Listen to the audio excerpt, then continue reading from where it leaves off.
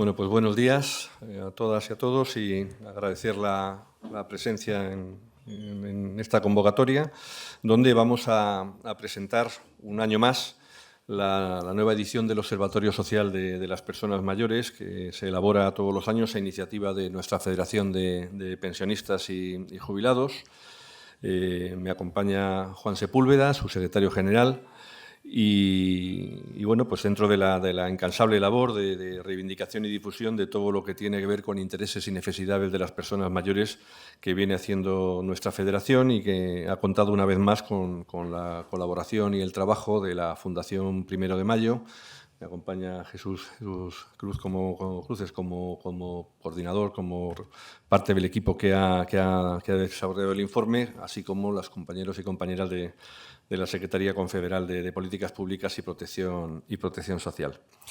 Bueno, en este informe, sin perjuicio, vamos a intervenir los tres, por tanto no quiero extenderme mucho, pero creo que es un informe muy completo, que aborda diferentes materias y que se enmarca en un proceso de transformación demográfica en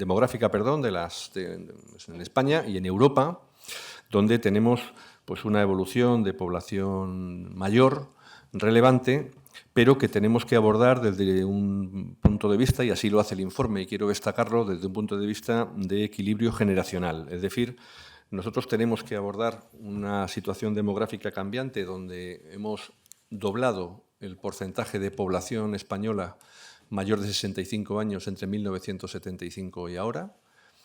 Estábamos en un 10%, superamos el 20% en este momento, y donde hemos multiplicado por 3,5 veces el número de personas mayores de 80 años en España, en ese mismo periodo, que han pasado del 1,6% a un 6,5%. Por tanto, estamos hablando de una sociedad que está cambiando, la española y la europea, y que hay que adaptarse a ello, y hay que adaptarse con un panel, un paquete de políticas públicas que nos permita abordar de manera equilibrada todos los esfuerzos y demandas que tenemos.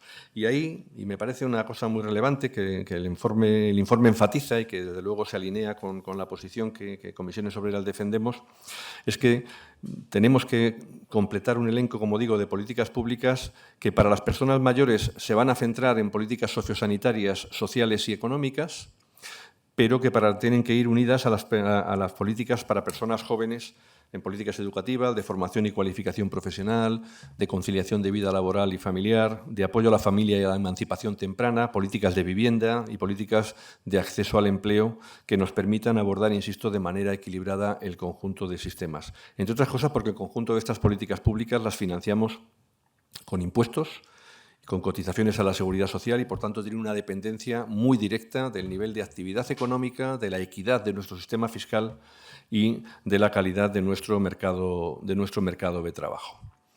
Bueno, no voy a entrar mucho en los contenidos porque lo va a explicar ahora a continuación Jesús,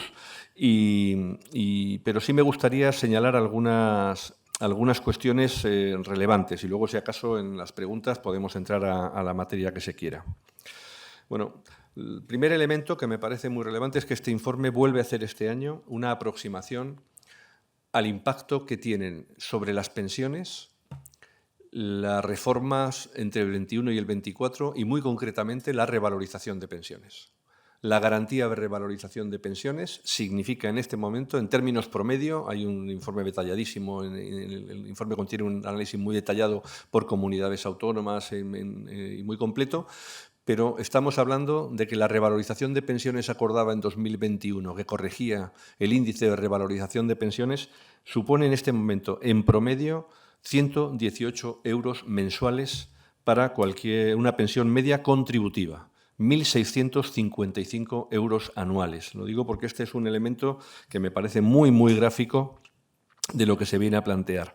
Pero al mismo tiempo que se plantea ese incremento evitar esa pérdida de poder adquisitivo que hubiera llevado a cabo de haberse mantenido el IRP durante estos años, La apuesta que hemos hecho en los acuerdos 21 y 23 de Seguridad Social por el incremento de las pensiones más bajas aparece claramente referenciado en el informe y, concretamente, en 2024 se ha traducido en un incremento de pensiones mínimas del 6% en las contributivas, del 9% en las no contributivas. Por tanto, me parecen dos elementos a situar. Otro elemento que quiero situar tiene que ver con el complemento de cotización demográfica por número de hijos.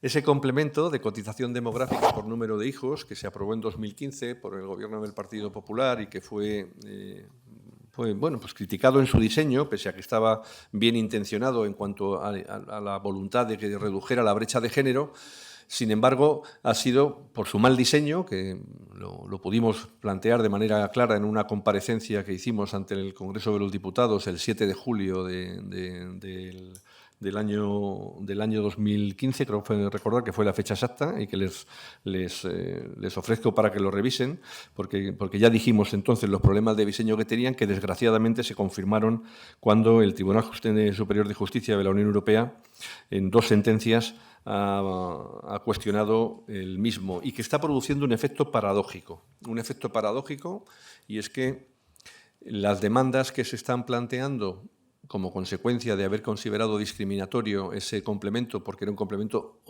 centrado en la aportación por hijos y, por tanto, el TJUE lo que ha entendido es que los hijos los aportan tanto hombres como mujeres, le está consiguiendo un efecto contrario al que deseado. Es decir, está, en lugar de reducir la brecha de género, produce un efecto de ampliación. Es verdad que todavía ese efecto no se está desarrollando de manera clara, pero en la medida en que hay demandas presentadas y que van a ser estimadas, lógicamente, en coherencia con la sentencia, pues tenemos un dato que yo creo que es muy relevante, y es que el importe medio de las mujeres por ese complemento son 72 euros mes y el importe medio de los hombres son 103 euros mes. Si vemos ese mismo efecto con el complemento para reducción de brecha de género que se aprobó en el Real Decreto Ley 3/2021, que también está pendiente de resolución de cuestiones prejudiciales, vemos que ahí la cuantía que perciben las mujeres por ese complemento en media es la misma, con una diferencia muy clara, y es que aquí se percibe con un solo hijo, mientras que el anterior solo se percibía con 2 o más hijos. Por tanto, es un elemento que me parece interesante. Se tiene que pronunciar el Tribunal de Justicia sobre el nuevo complemento de brecha de género. Creemos que está mejor diseñado, no de manera perfecta, tiene algunos problemas también, y habrá que estar pendientes a esa resolución del Tribunal de Justicia de la Unión Europea para ver cómo queda.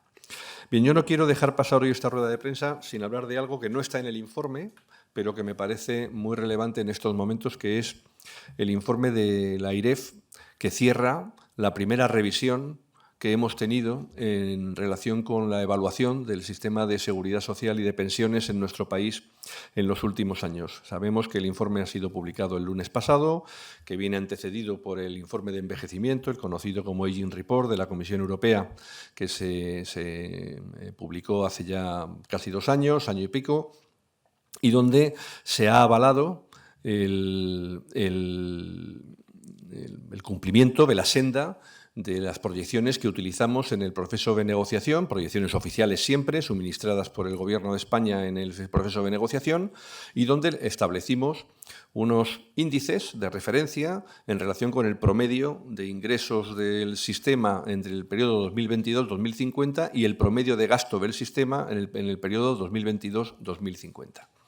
Bueno, la AIREF ha publicado su informe el lunes pasado y ya empiezan a aparecer reacciones al informe que intentan enfatizar que se ha hecho por los pelos. Creo que es una de las expresiones que he escuchado cuando se plantea que estamos en un 14,6 de promedio de gasto, en un 1,4 de promedio de incremento de ingresos por las medidas adoptadas, saldo neto 13,2, cuando el umbral era 13,3 y, por tanto, por una sola décima. Bueno, a mí me gustaría que se profundizara un poco en los datos, porque a veces los deseos de algunos analistas les llevan a que construyen la realidad pues un poco para adaptarla a su pensamiento y no a lo que verdaderamente se produce. El informe de la AIREF es un informe que tiene elementos que se pueden compartir o no. Yo creo que el informe es un informe riguroso, que si peca de algo es de exceso de prudencia.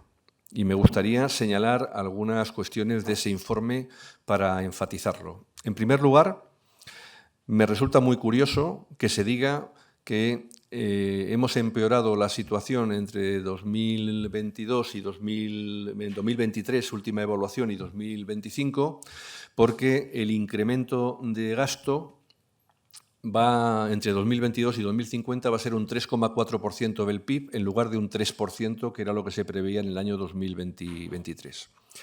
Creo que conviene, y me gustaría que los medios de comunicación le prestarais atención a ello, porque lo que se ha hecho es corregir el gasto del 2022.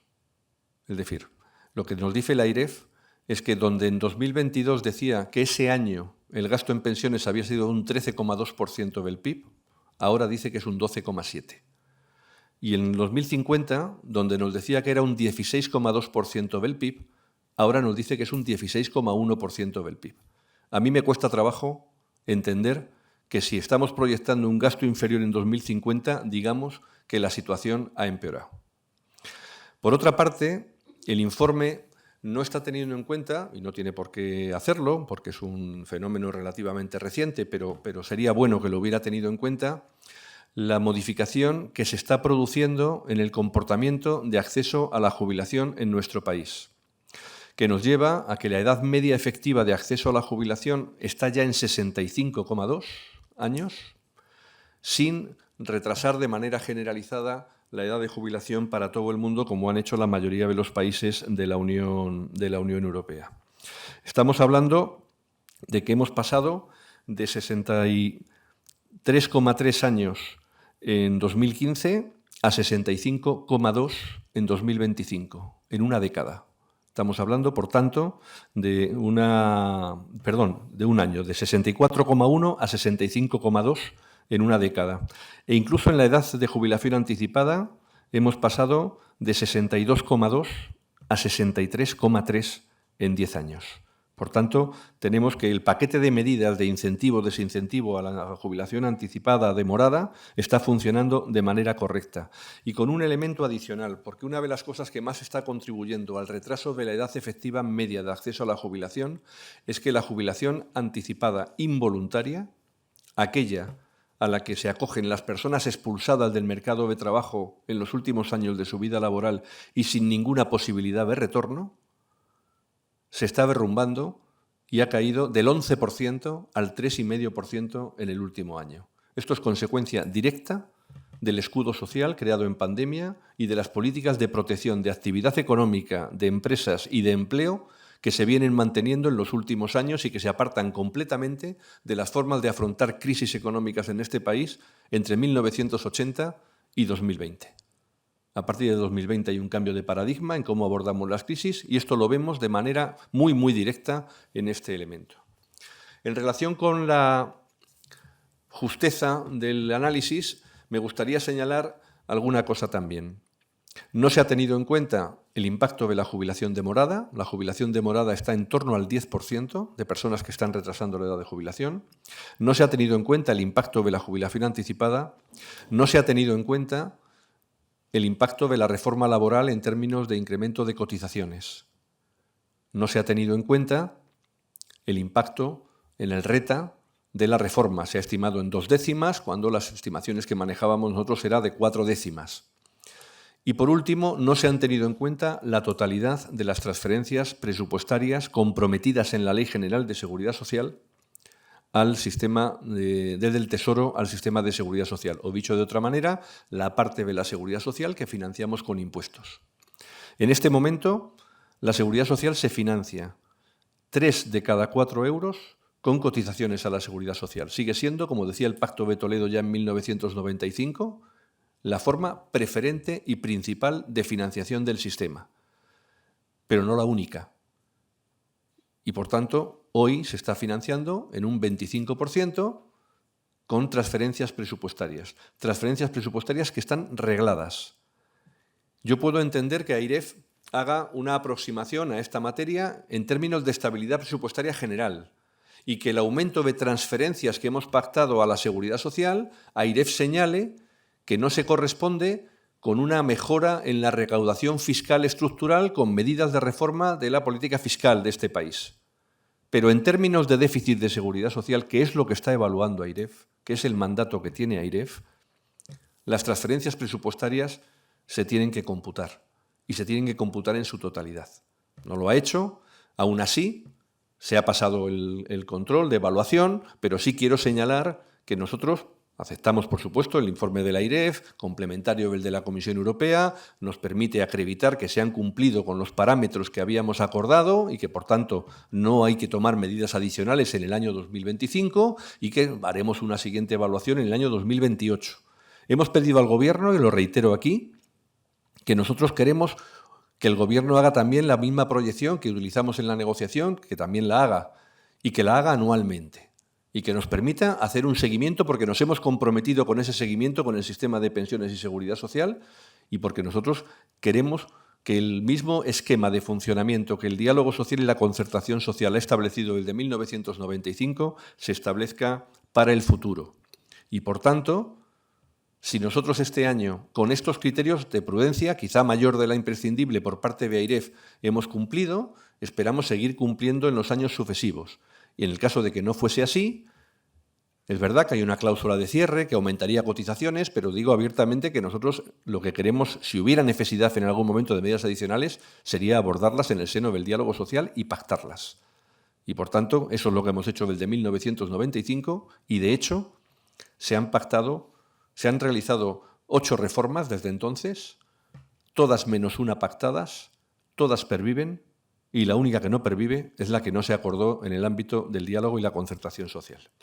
Bueno, dicho esto, en relación con el sistema de seguridad social, el informe, bueno, pues hemos presentado hace muy poco también un informe de evaluación del plan de choque del sistema de atención a la dependencia, donde, bueno, ya he dicho, yo aquí no me voy a extender, donde necesitamos doblar la financiación del sistema, donde el plan de choque ha tenido un impacto muy positivo y hemos reducido las listas de espera de manera muy, muy, muy pronunciada, pero no lo suficiente como para absorber la nueva demanda de personas que lo están demandando. Seguimos teniendo 259.000 personas en lista de espera, pese a que se ha incrementado de manera muy notable las personas que han sido atendidas, pero todavía ahí tenemos un elemento muy claro y tenemos sobre todo una preocupación, y es que el 60% de las prestaciones son servicios profesionales, pero tenemos un 40% de prestaciones económicas de cuidados familiares, que no es el modelo de cobertura. Siempre van a existir los cuidados familiares en las personas dependientes,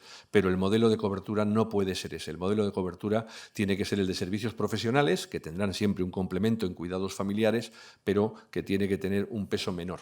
Tememos que el desarrollo de las prestaciones más baratas acabe determinando un servicio de una calidad inferior al que tienen que proveer los servicios profesionales en esta materia.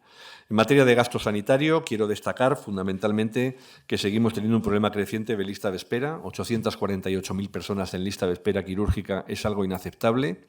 Un gasto insuficiente en atención primaria, que es clave también, y una necesidad de atención geriátrica, coordinación sociosanitaria y retos inmediatos para prevenir y atender a la población mayor. Y, por último, destacar muy brevemente en materia de condiciones de vida que hay muchos factores para aumentar esperanza de vida y calidad, pero el elemento fundamental es que la esperanza de vida no deja de crecer. Ahora seguramente Jesús hablará de ello, no quiero entrar en detalle. La esperanza de vida con buena salud es la clave, vivir más tiempo, vivir más años con mejor calidad de vida, en un sistema que es dual, donde tenemos, y se incide mucho en ello por parte de un sector de la doctrina y de medios, acerca de las virtudes que son reales de la economía plateada, de personas que tienen la vivienda resuelta en su mayoría y que tienen un nivel de renta que está superando la renta media de personas en tramos inferiores de edad. Y eso es cierto, y además es un estímulo a la economía, al consumo y al retorno que tiene hacia la economía por demanda de bienes y servicios de la población pensionista muy interesante. Pero eso convive con una población pensionista que tiene pensiones extremadamente bajas también y para las que hemos tenido que pactar el acuerdo 21 para que entre el año 24 y el año 27 las pensiones mínimas suban como suben. 2.100.000 pensiones tienen complementos a mínimos. 460.000 pensiones son no contributivas. Prestaciones en favor de familiares o de orfandad son muy bajas. Es decir, tenemos y conviven las dos situaciones. Tenemos efectivamente un sistema que hemos conseguido preservar y garantizar para una parte muy importante de la población pensionista, y es un elemento de dinamización de la demanda interna del empleo y de la calidad de vida de esa población pensionista, y tenemos al mismo tiempo todavía una importante población pensionista con muchas dificultades. Bueno, yo creo que el informe que se presenta hoy es una herramienta de trabajo muy interesante, que nos viene a dar continuidad a una excelente labor que está haciendo nuestra Federación de Pensionistas y Jubilados y una labor de investigación que hace la Fundación 1 de Mayo y de la que nos podemos beneficiar todos, y les recomiendo que lo leamos con atención porque creo que a efectos de comunicación, de divulgación y de sensibilización de la ciudadanía es un instrumento de primera magnitud. Y le paso la palabra a Jesús para que nos detalle el contenido del informe. Gracias, Carlos. Buenos días a todas y todos. Bueno, en primer lugar, agradecer a los que estáis y las que estáis aquí, agradecer vuestra presencia y también agradecer a la Federación de Pensionistas y a los compañeros de la Secretaría de Protección Social, a los que tenemos aquí, a Agustín Reollo y Enrique Martín, que también han participado en este estudio, así como a Alicia Martínez y Luis de la Fuente, que son investigadores de la Fundación.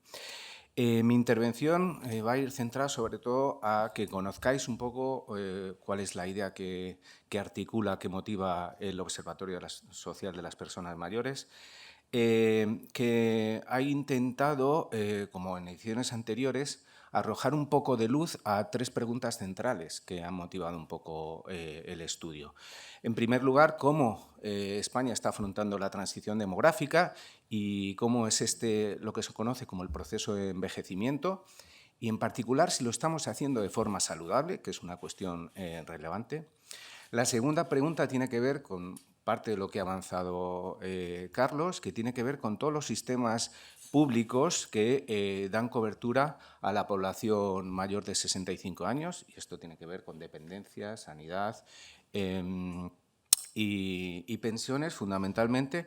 Y después también nos preguntamos cuáles son no solo las condiciones de vida de la población mayor, sino también qué factores inciden en las condiciones de vida de la población mayor, con el objetivo de que las políticas se influyan en estos factores.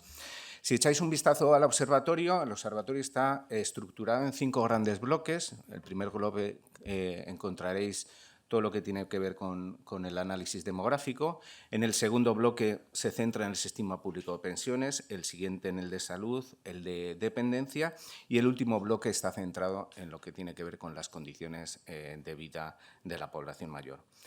Para cada uno de los bloques, y lo iréis viendo, el observatorio se articula a través de una tipología de indicadores que son indicadores basados en estadísticas y fuentes de datos oficiales. Esto es con el objetivo de tener seguimiento a lo largo del tiempo.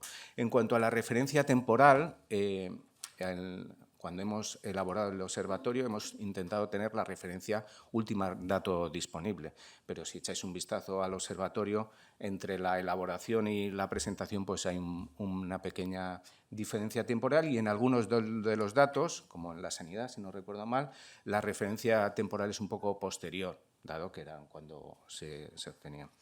Por entrar en alguno de los bloques y sin extenderme mucho, en relación a lo que es el proceso de envejecimiento, estamos ya en una esperanza de vida de 21,7 años de la esperanza de vida de las personas de mayores de 65 años.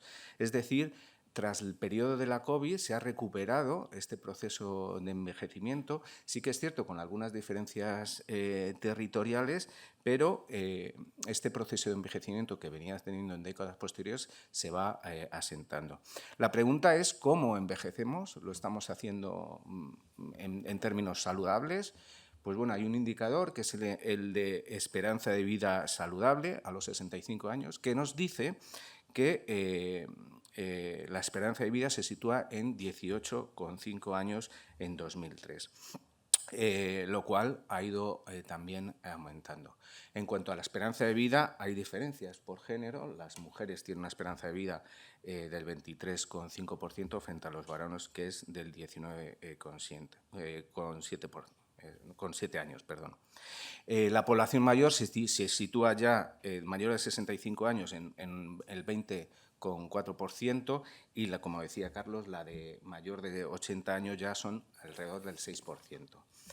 En relación a la parte de políticas públicas, para hacer frente a este proceso, el observatorio lo que aborda es una variedad de indicadores en cada uno de los sistemas, por así decirlo, de protección.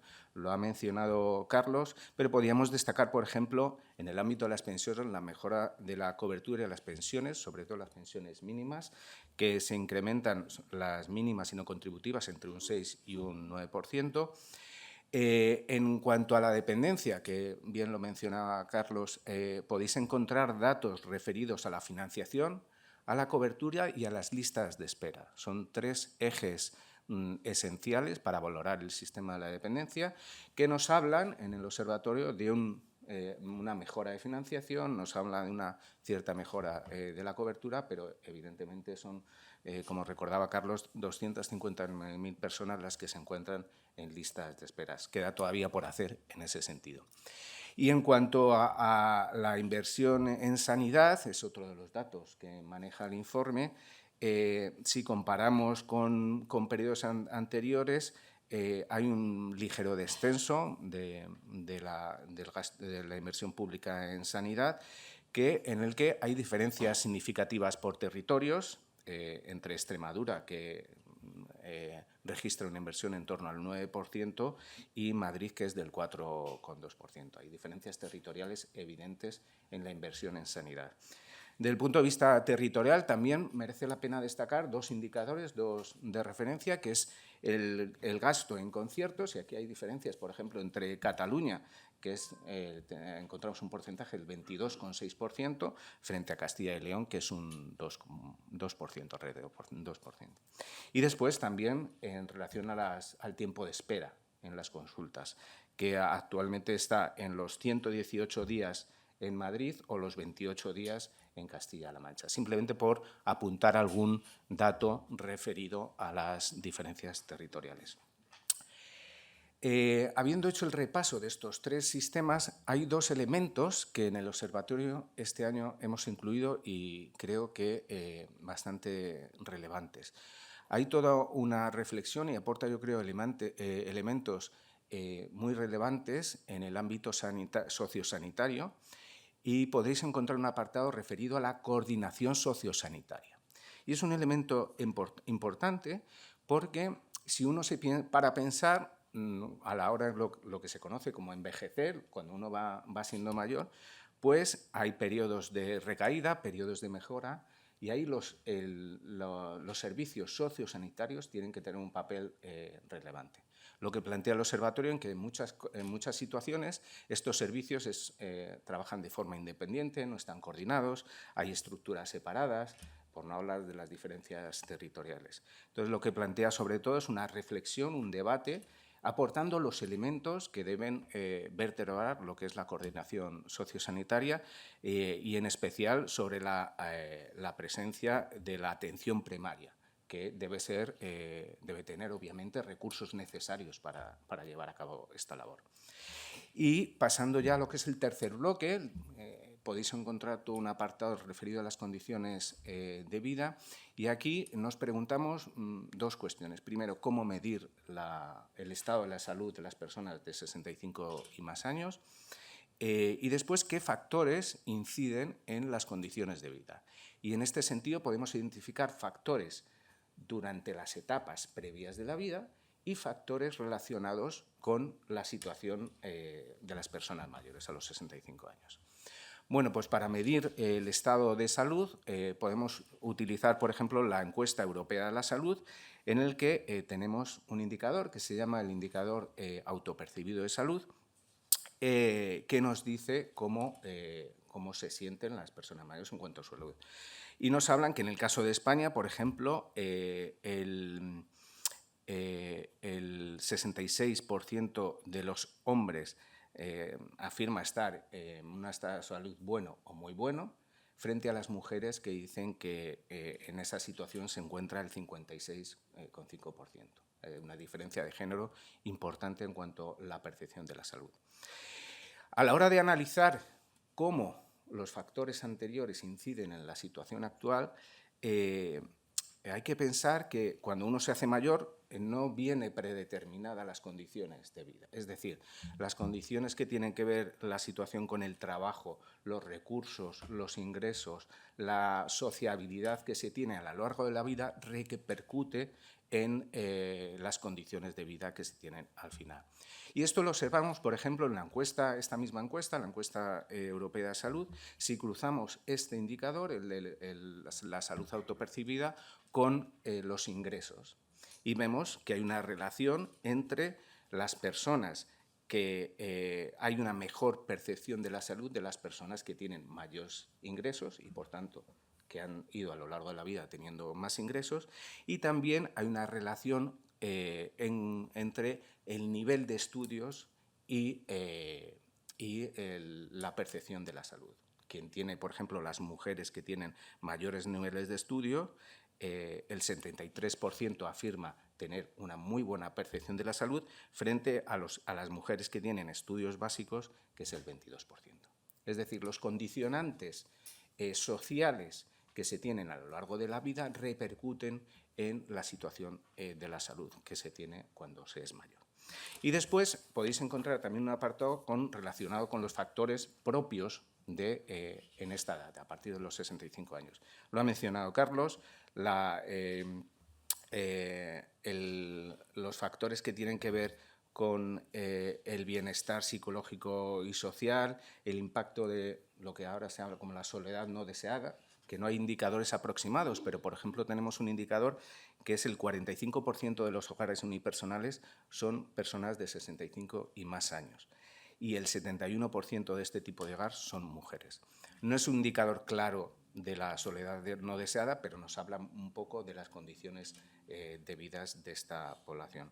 Y después, otros factores que tienen que ver con el entorno, la accesibilidad, y aquí entraríamos en políticas de urbanismo, etcétera, etcétera, la brecha digital, el acceso a los medios digitales, también incide como entre las condiciones de vida, y obviamente los factores biológicos y sociosanitarios, es decir, las enfermedades cardiovasculares, trastornos neurológicos, que estos prácticamente no han cambiado en los últimos 30 años y se hacen más evidentes cuando uno se va haciendo mayor.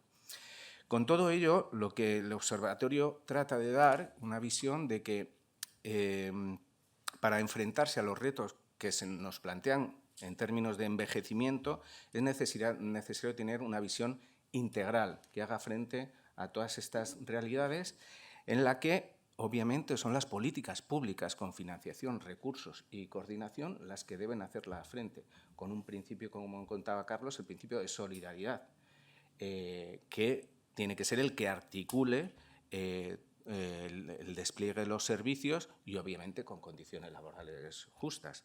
Solo mediante esta visión podremos afrontar los retos que se plantean ahora, pero también para las generaciones futuras.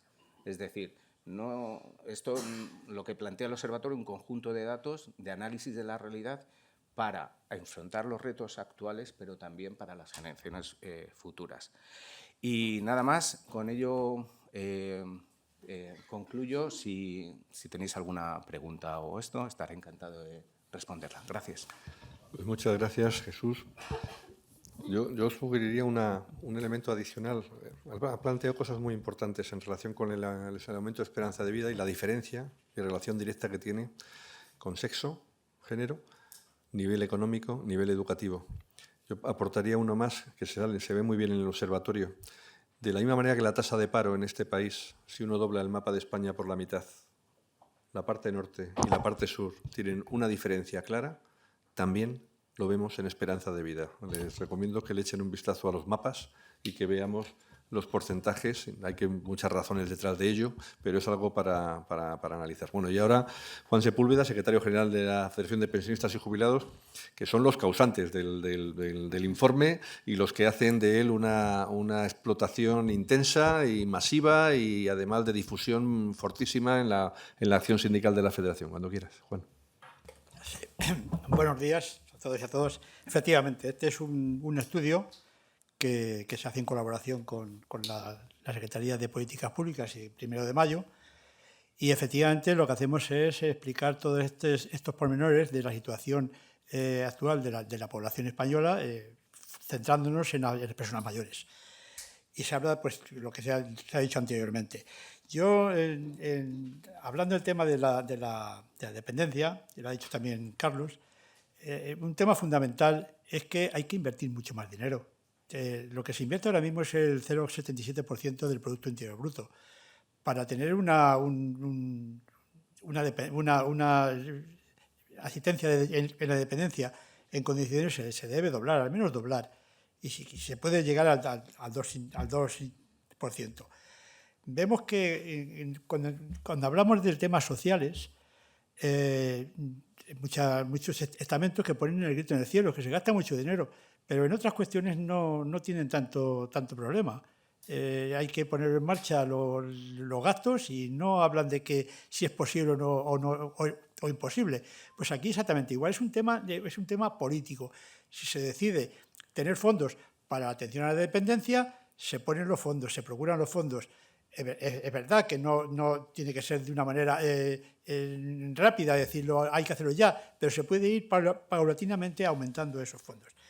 El tema sanitario lo vemos claramente.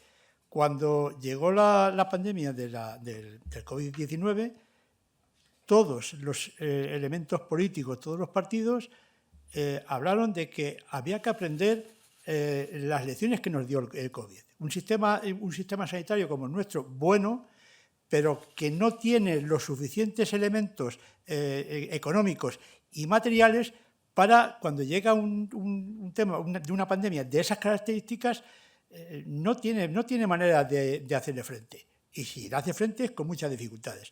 Pero ha pasado el COVID y volvemos otra vez a lo mismo. Se hablaba de que había que invertir más, pero no se invierte. Y cuando se invierte se considera como un negocio. Y la sanidad, para los mayores y para los no mayores, no debe ser un negocio. Es verdad que hay muchas personas que tienen que prestar estos servicios y que tienen que vivir, pero no considerarlo como un negocio puro y duro.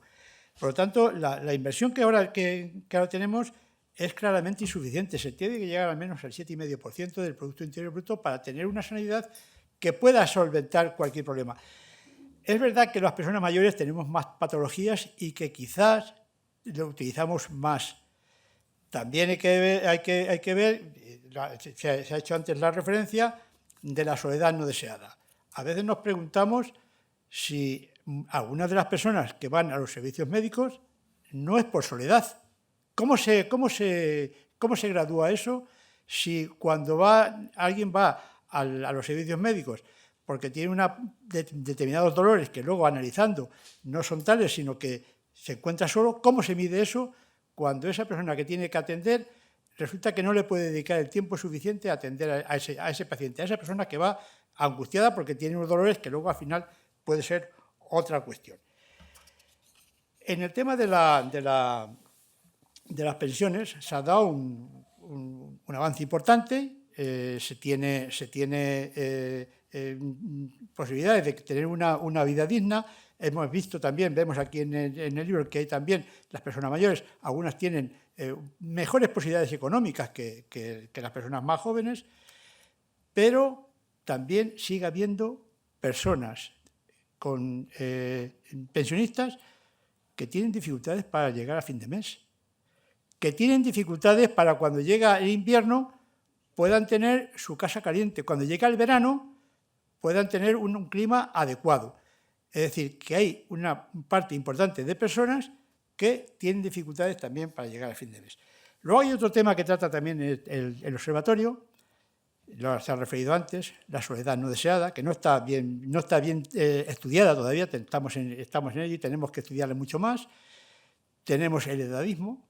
Recientemente ha salido una disposición de la Dirección General de Tráfico hablando de si los mayores pueden o no conducir a determinadas edades y que sus familiares tienen que tener cuidado para ver si le tienen que prohibir conducir. Eso se hace con los jóvenes, porque hay muchos jóvenes que conducen y bueno, tenemos luego los problemas que tenemos de accidente. O sea, el mayor se le acusa de que va más lento en la carretera y al joven que va demasiado rápido y se pega el castañazo. Es decir, que seguimos teniendo edadismo, inclusive en las administraciones públicas. Y no digamos cuando hablamos de que las personas mayores hay que considerarlas, tienen mucha sabiduría, y eso lo hacen desde estamentos que se preocupan mucho de ello, pero cuando dirigen sus empresas llegan a una determinada edad y los despiden porque no se adaptan a las nuevas situaciones. Hay que ver también si miran también la cuenta de resultados. Es decir, todos estos temas que se han enumerado anteriormente por Carlos y por Jesús, pues vienen en este observatorio, intentamos explicarlo en todas las comunidades autónomas, vamos a todas las comunidades españolas autónomas y bueno, pues intentamos explicar la situación que tienen las personas mayores, que tenemos las personas mayores, y cómo intentar solventarlas en la medida de lo posible. Nada más. Muchas gracias.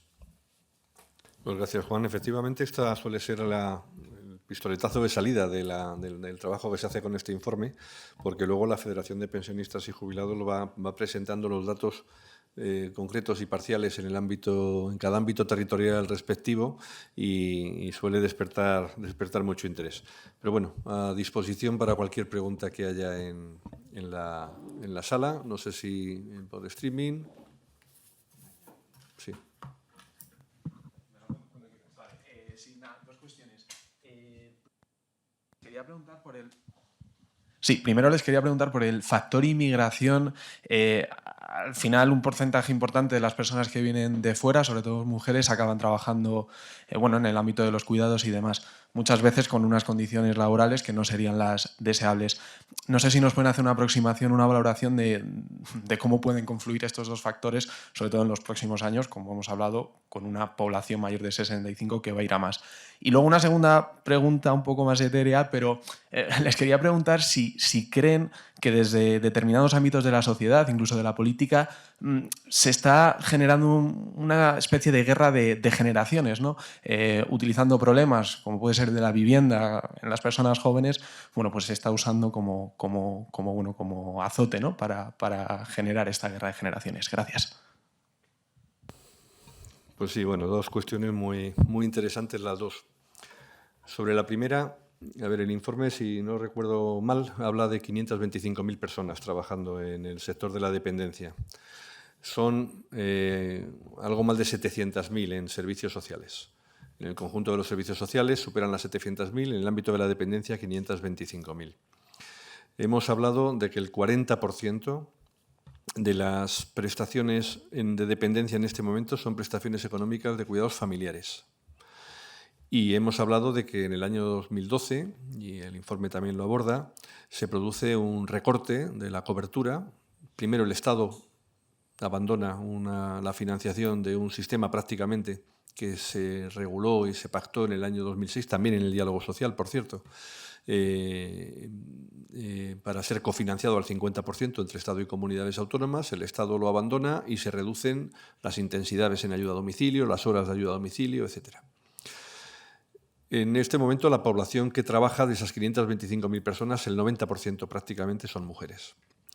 Y hay una presencia relevante de población inmigrante, pero no solo, cuidado, hay muchas mujeres españolas trabajando en el sector de la dependencia.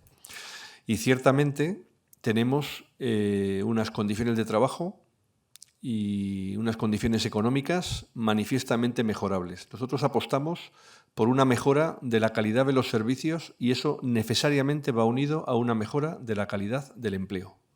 Por tanto, claro, mejora de la calidad del empleo en un sector que está financiado en más del 80% con fondos públicos y que la provisión de servicios en el 80% se hace mediante conciertos con el sector privado. Por tanto, tenemos ahí muchos elementos que confluyen para determinarlo, pero la mejora de la financiación, la mejora de la calidad de los servicios y la mejora de la calidad del empleo son tres piezas imprescindibles en esta materia. La aportación de la población migrante es muy relevante y lo será más en el futuro probablemente, pero necesitamos población que tenga condiciones de trabajo dignas, condiciones económicas dignas, reconocimiento social y trabajo regular. Todavía tenemos pendiente el desarrollo reglamentario de la regulación de la figura del asistente personal y tenemos necesidad de que todo esto se haga a través de trabajo regular, en alta en seguridad social, encuadrado correctamente en el régimen general de la seguridad social y no en el sistema especial de empleadas de hogar, porque el trabajo de dependencia es un trabajo que requiere cualificación y que tiene, por tanto, que hacerse un esfuerzo de reconocimiento profesional, de cualificación permanente, de formación profesional y, lógicamente, de retribución y de mejora de las condiciones de trabajo. O sea que este es un elemento central. Esto es un yacimiento de empleo. Además de ser una demanda creciente, pensad que en este momento estamos con 1,5 millones de personas atendidas, pero vamos a tener más de 2 millones de personas atendidas necesariamente en no más de una década. Y eso significa que el yacimiento de empleo que hoy tenemos va a crecer y va a ser mayor. Y la segunda pregunta, perdona, era... Sí, si creéis que se está fomentando... el conflicto intergeneracional. Sí, se está fomentando y es una barbaridad. El informe lo aborda. Recomiendo la lectura detenida del informe y, sobre todo, en la primera parte de la introducción aborda claramente este asunto. Lo he intentado señalar en mi intervención inicial. El conjunto de políticas públicas se tiene que dar para la población mayor y para la población de mediana edad y para la población más joven. Y son políticas públicas distintas, pero complementarias entre sí. O sea, la economía plateada, esta visión idílica de una parte de la población pensionista que tiene vivienda en propiedad y una renta media superior a la media de personas más jóvenes, es a su vez una demanda de bienes y servicios muy potente, que tiene un retorno, las pensiones tienen un retorno en actividad económica que supera el 50% del gasto en pensiones. Hay algunos estudios muy recientes publicados al respecto. Por tanto, ese elemento es un elemento dinamizador también. La demanda de bienes, de servicios, de ocio, culturales, de servicios sanitarios que son crecientes, de servicios sociosanitarios, de atención a la dependencia, todo ese tipo de cuestiones están generando actividad económica. Esa actividad económica tiene que repercutir en mejoras, como digo, de calidad del empleo, también en la población más joven, pero tienen que ir unidas a políticas de apoyo a la familia, a la emancipación temprana, al acceso a la vivienda, a políticas de acceso al empleo, a políticas de reducción de la temporalidad y la parcialidad en el empleo y, por tanto, a mejora de la calidad del empleo. También para acabar con el fenómeno de expulsión de los mayores de 55 años del mercado de trabajo. Son políticas que son transversales y los que plantean que hay que reducir la cobertura de las personas mayores cuando hoy son un 20%, venimos del 10% en el año 75 y vamos hacia un 33% a mediados de siglo. Quien plantea que hay que reducir la cobertura de esa parte de la población, lo que quiere es reducir el gasto público para justificar discursos de reducción de cotizaciones sociales y de impuestos y para tener una política en donde la gente se procure sus servicios como pueda. Esto significa exclusión social y significa incremento de la desigualdad. Nosotros tenemos que defender un Estado protector, un Estado benefactor, un estado de bienestar, donde los servicios públicos y las políticas públicas son un eje central que vertebra la sociedad, vertebra toda la sociedad. Los que dicen que el sistema de pensiones lastra a las generaciones futuras no defienden una transferencia de esas pensiones a los jóvenes. Y además desprotegen a los jóvenes cuando sean mayores, porque los jóvenes tienen la mala costumbre de hacerse mayores también. Y, por tanto, el que tengamos cobertura durante todo el periodo es un elemento central. O sea, por tanto, claro que sí que se producen esos fenómenos, pero son fenómenos muy interesados y, además, bastante bien identificados. A mí lo que me gustaría es que alguna vez, cuando se publican esos estudios, diseccionáramos en la cabecera de esos estudios quién los hace, quién financia los estudios y de qué manera. Porque algunas veces encontramos algunas respuestas curiosas en eso. ¿Hay alguna pregunta más? Tenía dos preguntas también yo. En primer lugar, respecto al informe, mencionáis el tema de la lista de espera y, bueno, mencionáis que es un problema para las personas mayores por el tema de las patologías, pero también me preguntaba si en el entorno del diálogo social se está teniendo en cuenta el impacto de la lista de espera para la negociación de las altas progresivas. Y luego, por otro lado, también salió, bueno, dijo Hacienda hace un par de semanas que iba a devolver este año en la campaña de la renta a los mutualistas el IRPF de los últimos, desde 2019, ¿no? Y que en vez de devolverlo por tramos, lo iba a devolver en una sola cantidad, iba a dar esa opción. Pero, bueno, ayer salió que a no ser que aprueben un cambio en la norma antes del 30 de junio, esto no va a poder hacerse. No sé si hay algo de presión por parte de los pensionistas o, bueno, no sé si podéis comentar un poco si esto es algo que ya se sabía o cómo lo habéis cogido. Gracias. Bueno, en relación con la incapacidad temporal, bueno, las altas progresivas es un asunto bastante complejo. Antes eran bajas parciales, afortunadamente el concepto se ha cambiado, pero el que se haya cambiado el concepto no significa que ese asunto pueda prosperar. Es verdad que nosotros estamos planteando con mucha insistencia el impacto de listas de espera y su relación directa con el gasto en incapacidad temporal. Y es un asunto que sí me parece una pregunta muy oportuna porque este año la IREF va a realizar un informe sobre la incapacidad temporal. Y nosotros estamos pidiendo, y aprovecho esta oportunidad para volver a hacerlo de manera pública, que el Gobierno tiene que medir, y la IREF tiene la oportunidad de hacerlo en el marco del Spending Review, de los informes periódicos que le encarga el Gobierno. Este año va a hacer un informe sobre el ingreso mínimo vital, pero va a hacer otro sobre la incapacidad temporal. Me gustaría que ese informe, como los datos que publica el Gobierno, no se centraran solo en el incremento de gasto en IT, que es real. Estamos en torno a 16.000 millones anuales de gasto en incapacidad temporal, de cobertura, pero nosotros nos gustaría que esos informes analizaran diversos apartados. Por ejemplo, ¿cuánto se corresponde con el incremento de población trabajadora? Si tenemos más de 2 millones adicionales de personas en alta, alguna incidencia tendrá que haber en gasto en IT el que haya más personas trabajando y, por tanto, aplicando incluso la misma proporción de incapacidades temporales, pues supone un incremento de gasto. El proceso de evolución demográfica que se presenta en el informe y del que os hablaba Jesús hace un momento, indica que la edad media de la población trabajadora es mayor y tenemos una relación directa en el número de patologías, de número de situaciones de incapacidad temporal y en la duración de las mismas en relación con la edad. Luego también un impacto tiene. Y tenemos un impacto directo en relación con las listas de espera. O sea, los tiempos de espera en atención primaria, en atención especializada, en lista de espera quirúrgica, que nos estaba contando Jesús hace un momento, significa dos cosas. La primera y más importante, que las personas tardan más tiempo del necesario en recuperar la salud.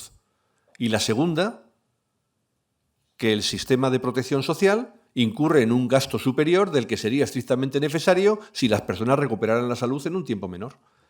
Bueno, pues a nosotros nos gustaría que esas cuestiones, habrá otras también a medir, claro que sí. Hay que ver también si los comportamientos en relación con el COVID posteriores o las secuelas de esa propia pandemia tienen algún efecto. Hay que ver también, porque hay una relación también entre tasas de paro y incidencia de incapacidad temporal. Es decir, hay personas que cuando la tasa de paro es alta y tienen más temor a perder el empleo, van a trabajar de cualquier manera. Bueno, pues hay que ver también, hay que medir también esas cosas y cualquier otra que se pueda analizar.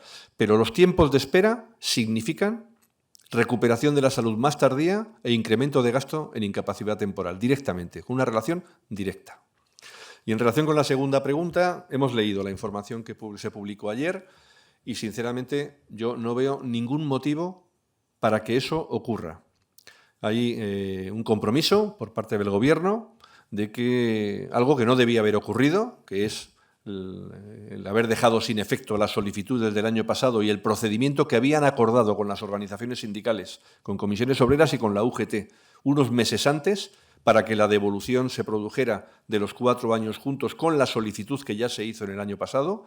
Esto no debería de haberse modificado, es una arbitrariedad, lo hemos dicho, un comportamiento arbitrario que no debía haberse producido en ningún momento. Y bueno, saludamos que el Gobierno haya decidido corregirlo.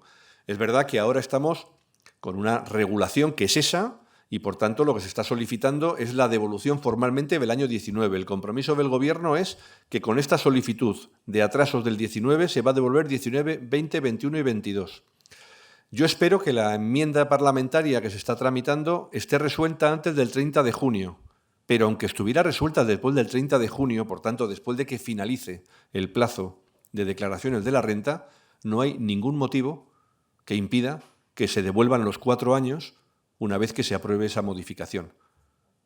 Por tanto, una vez que se apruebe, se tiene que producir. He leído con atención la información que se publicó ayer, pero no veo ningún criterio para que eso ocurra.